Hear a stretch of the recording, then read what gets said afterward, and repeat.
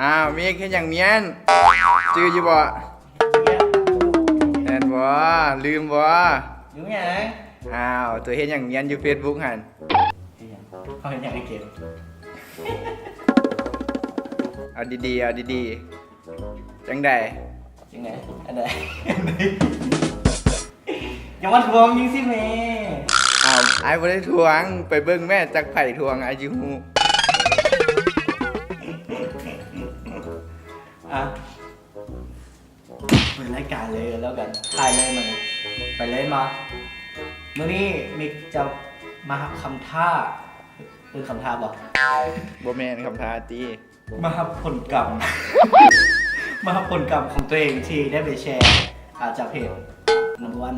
คอนดอมว่าถ้าฮอด1,000 คอมเมนต์เราจะต้องไปซื้อถุงยาง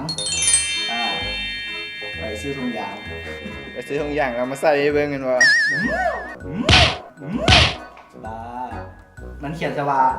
ถ้าฮอด1,000 คอมเมนต์จะต้องไปซื้อถุงยางอนามัยและถามพนักงานขายว่าไส้แนวไหนศึกษาโอเค ไปที่บันนี้โอเค นะยอม A few moments later. เอารุ่นไหน โอ้ยกไม่สงสารเอาเลยว่ะยกไม่สงสารเอานะนี่นะไอ้มันใส่ยังไงมันใส่ยังไงมันใส่ยังไง แกะออกมามันจะเป็นมันอันนั้นนี่นะ บทสมมุติมีหูฮะติ่งมากก็ได้แกมาแล้วมันทำมีหูแบบมันบอกดี รวมเลย บอกดี พวกหลักลูกขึ้นมาเลย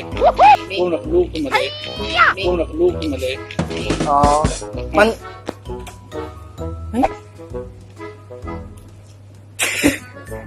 ทำไมโอ้ยแกเอามาแล้วไม่มี แกะชื่อแล้วแกะมาเลย เราจึงเขาแบบสุกเสือกันมาแล้วค่ะยังเขาเลยในโซนเลย เวลาเราหัวแล้ว ดูอยู่คือเรามาแล้วเราบอกคนดังมันมีคนมาไหว เจ้าแกเอาไปแล้วมันทำเห็นบอกมันจะมีหูแบบใช่มันจะมีไงน้ำเราเดินจะมีอยู่ในตัวอยู่แล้วมี อ๋อ มีน้ำมัน โอเคน้องฉันต้องขอกล้อง เอาตัวนี้บ้างตัวนี้ เดี๋ยวเดี๋ยวขอถามนิดนึงอันนี้มันเป็นเบอร์11หรอ ตัวนี้ว่ะ52เป็นอะไร M11 11ว่ะ แม่น มันบูมี55ว่ะของเขาใส่ได้55 55ว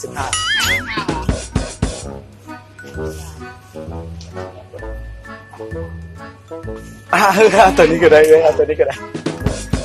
เอาตัวนี้ก็ได้ 14,000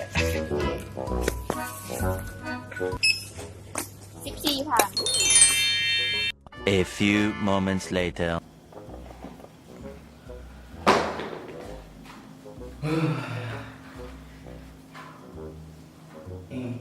นี่มันยังมีความสุขกว่าเห็นน้องอุ้มทุกข์ยังสิมีความสุขมันบ่ โอ้มันความสุขของแฟนคลับเด้บ่เอาบ่ ตายต้องมีแหละไม่รู้ โอ้แฟนคลับมิกหมายมิกเด็กข้างบ้านตายอืดแถวนี้ เจ้าบ่ได้อยู่ทางไหนคือเขาตอนไปถามซื้อทุกอย่างเนี่ยทุกอย่างนับว่าเนี่ย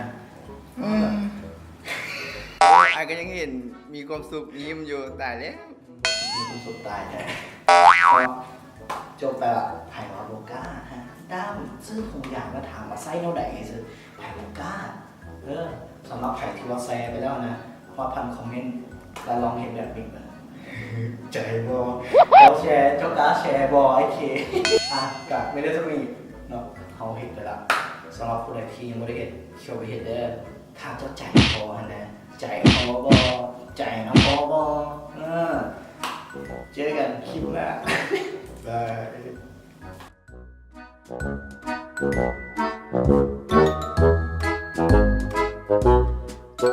ย